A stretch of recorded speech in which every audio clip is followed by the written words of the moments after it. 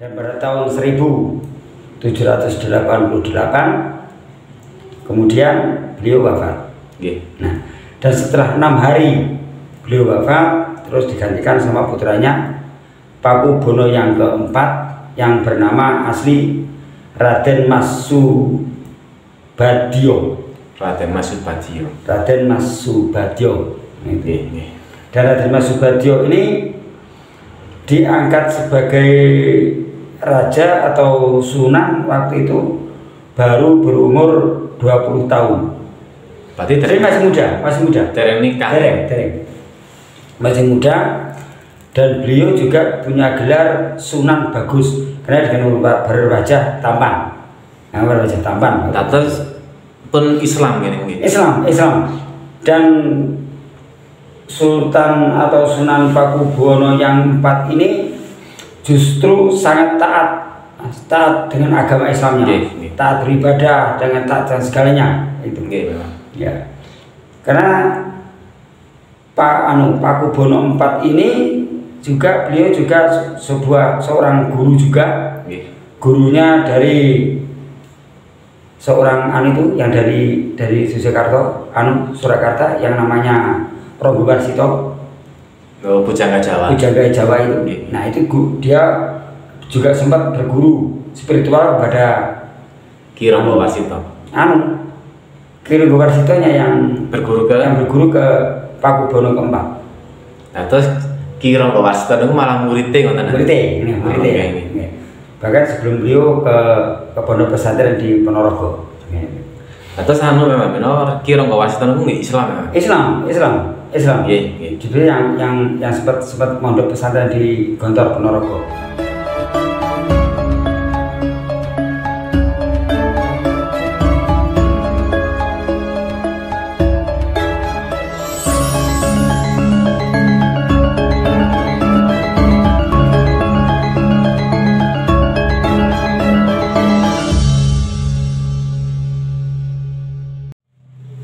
Sugeng dalu memang.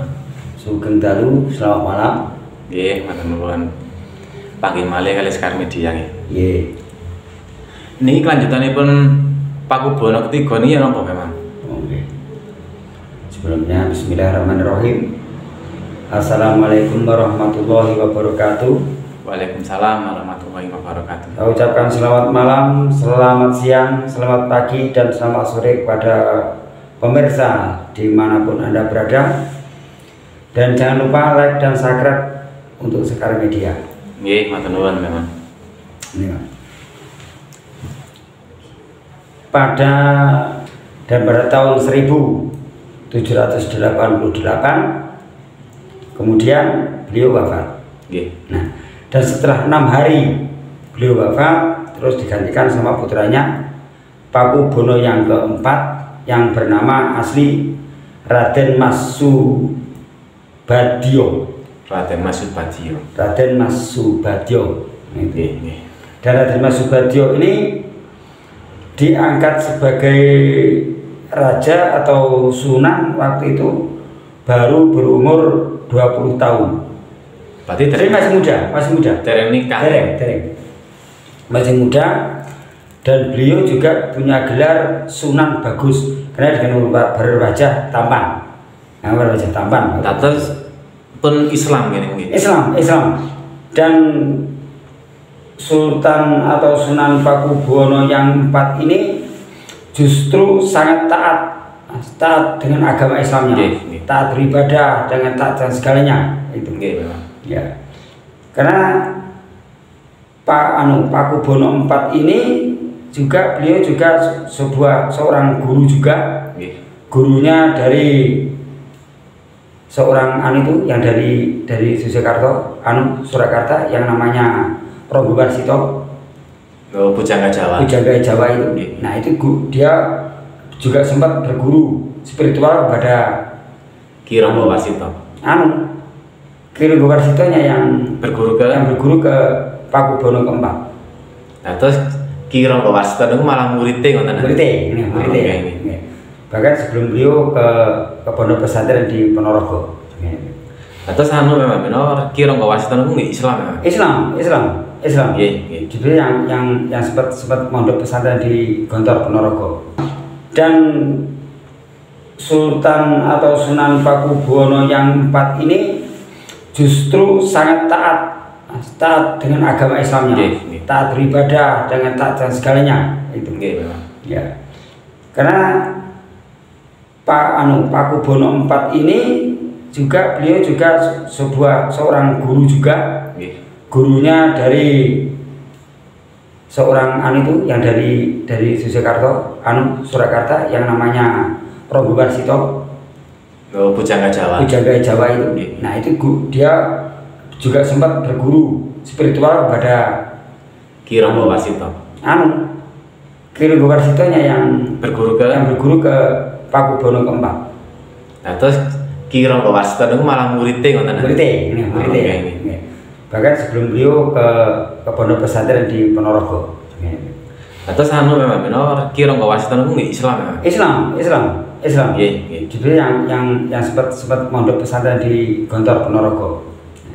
Terus waktu zaman menika pondok Gontor pun wonten. Permonten nanti.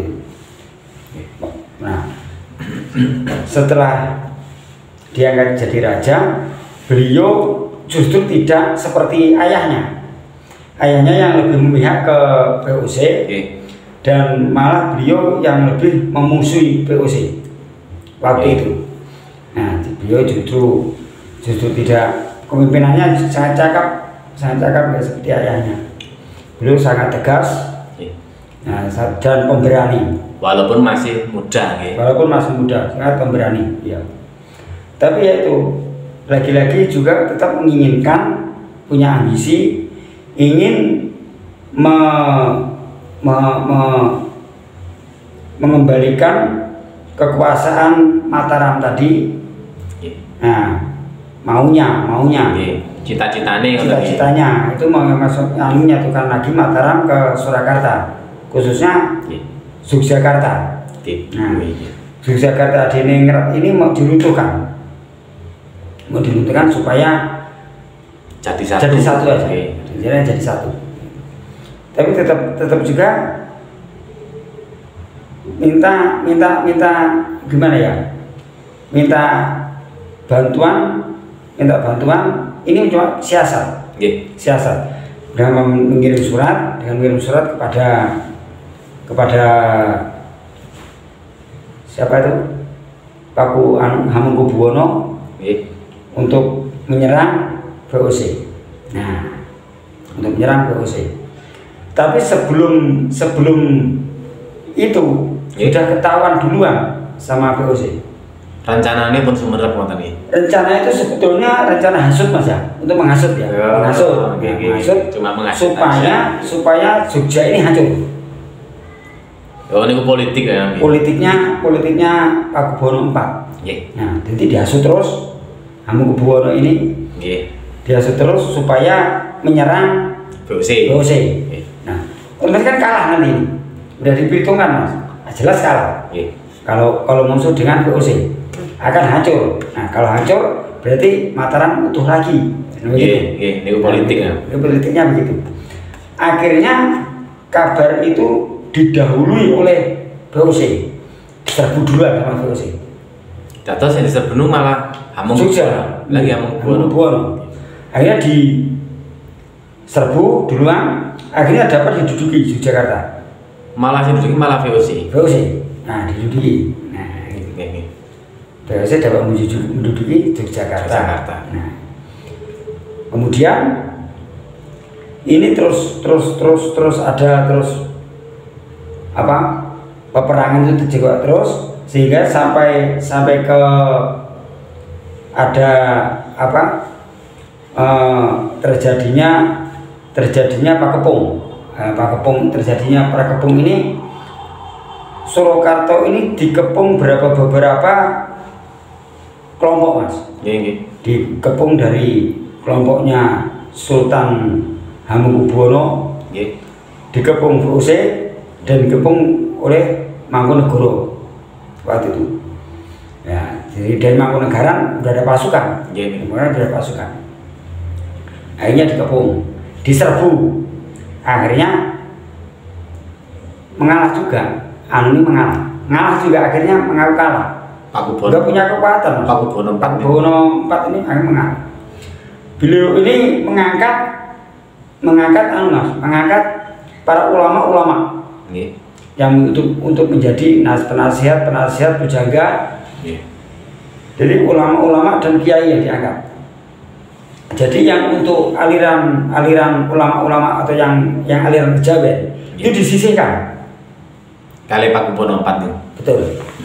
Disisihkan, dan akhirnya yang disisihkan ini mantri-mantri Tumenggung juga yang nggak sepaham dengan beliau dikeluarkan dari istana waktu itu. Nah akhirnya mereka yang sudah dikeluarkan tadi minta bantuan VOC. Nah artinya kan untuk menghancurkan kan mudah.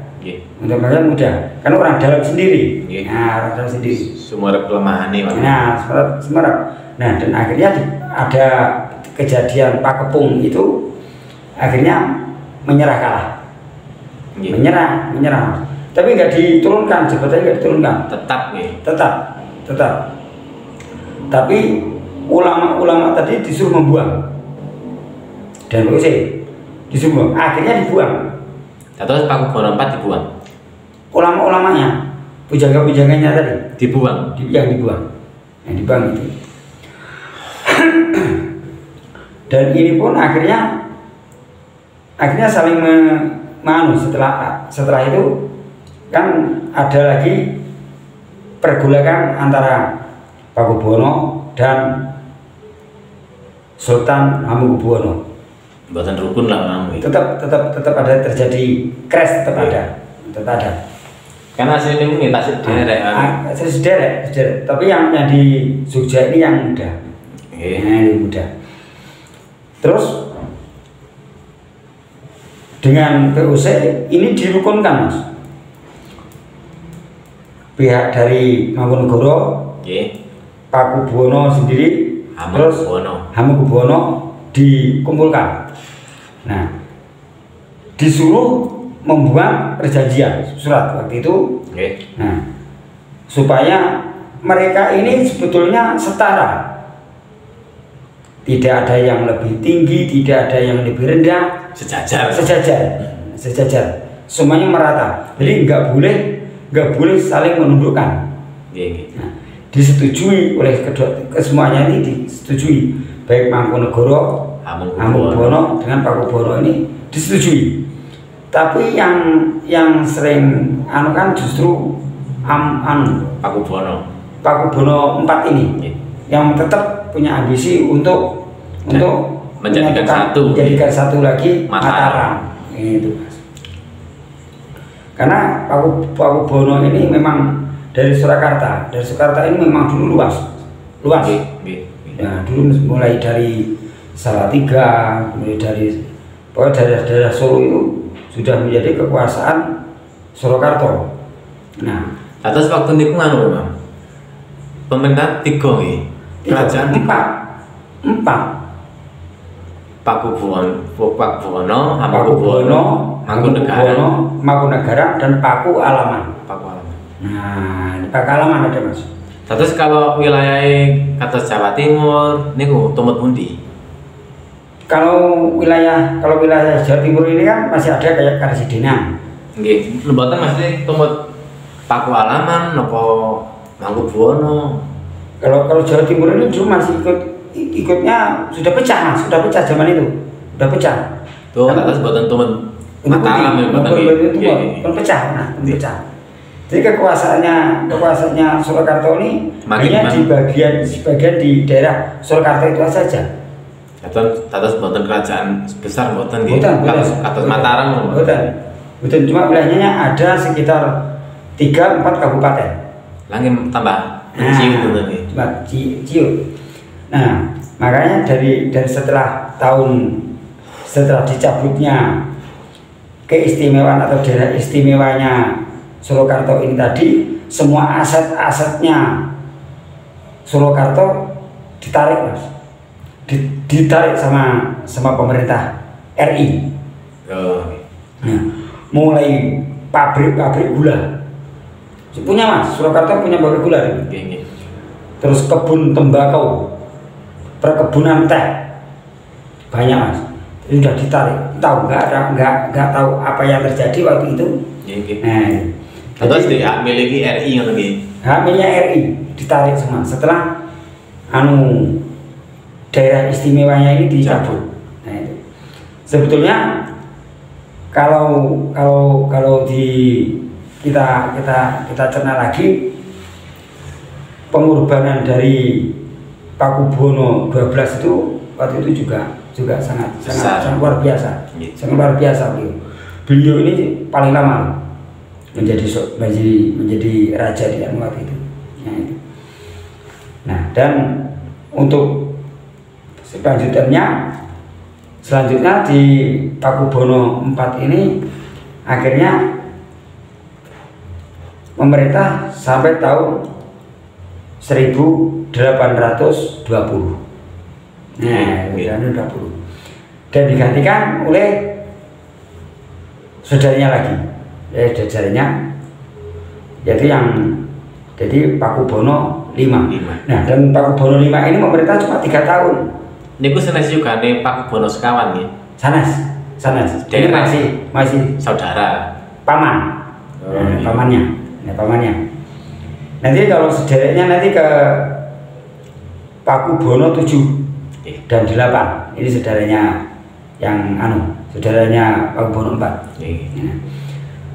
Dan untuk Pakubuwono yang ke-5 ini akhirnya cuma 3 tahun aja Mas memimpin Mas.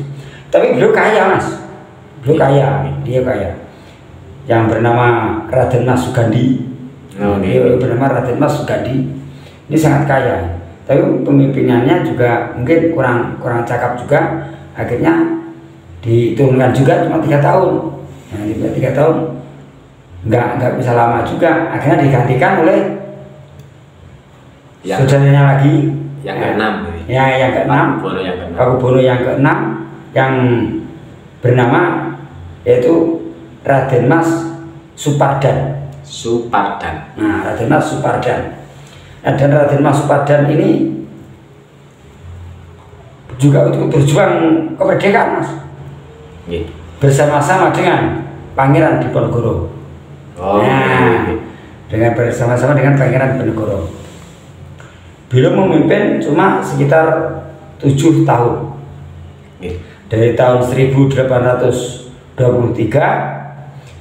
bahkan beliau cuma sampai tahun 1830. Berakhirnya perang Diponegoro kan tahun itu. Nah, 1830. Nah, itu. Kados pecah ya nggih. Siapa? Nggih Pakubuwono 6 ini pecah. Pecahnya atau wafatnya beliau di Pengasingan. Mboten pecah perang. Beliau dibuang oleh Belanda.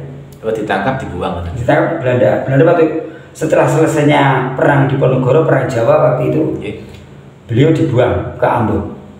Nah, beliau dibuang ke Ambon sampai beliau wafat waktu itu. Nah, wafatnya temriko. Mboten dibeto ten mriki jenazah. Jenazah dibilang Tenganan. Waktu itu jelas dibawa ke Imogiri. Terus dibeto Wasul. Imogiri ini seluruhnya adalah Imogiri Mas. Kecuali cuma Mangkurat 1. Ya, Mangkurat 1 yang tidak dimakamkan di situ. Dan untuk Jogja ini yang keturunannya yang tadi memberontak Belanda. Nah, Diponegoro itu, Pangeran Diponegoro masih keturunan situ yang dibantu oleh Pakubuwono 6. Nah, Pakubuwono 6 juga sangat nggak senang dengan orang-orang asing ini. Orang asing ini, sehingga beliau turut berperang dan mendukung perjuangan Pangeran Diponegoro. Bahkan beliau juga ikut mendanai Mas. Ikut mendanai peperangan di Tegalrejo waktu itu. Nah, Tegalrejo perang Diponegoro pada tahun 1825 dan berakhir 1830. Ini 5 tahun. Nah, 5 tahun lumayan. Nah, itu akhirnya Pangeran diasingkan atau dibuang ke Manado, dan Pakubono VI dibuang ke Ambon. Nah, itu. Terus zaman waktu menikah lek kapane Belanda niku lek ngasingkan niku tebi-tebi ya. Nah, untuk mengasingkan itu dalam rangka untuk memisahkan antara rakyat dan pimpinannya. Kekuatannya sih boten ngumpul. Kan kalau pemimpinnya ini sudah dijauhkan, otomatis bawahannya lemah. Gampang. Diperkirakan begitu. Tapi tidak seperti itu yang terjadi.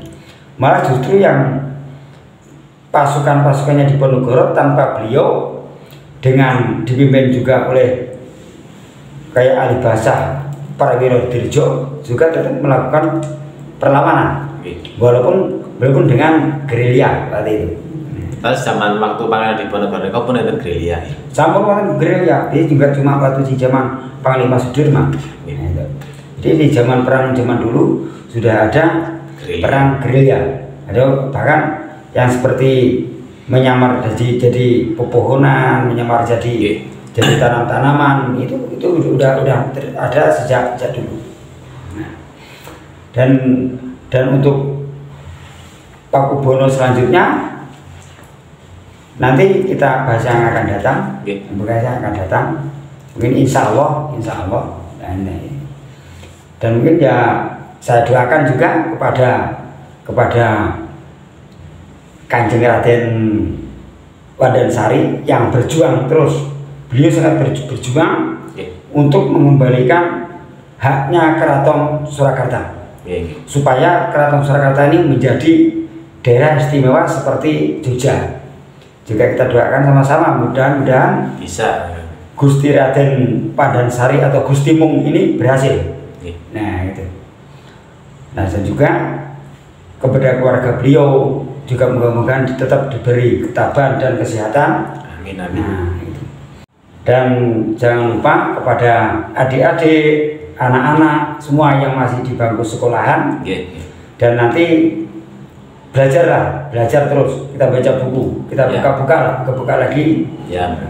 Siapa tahu masih ada. Kalau nggak ada ya coba kita cari di perpustakaan.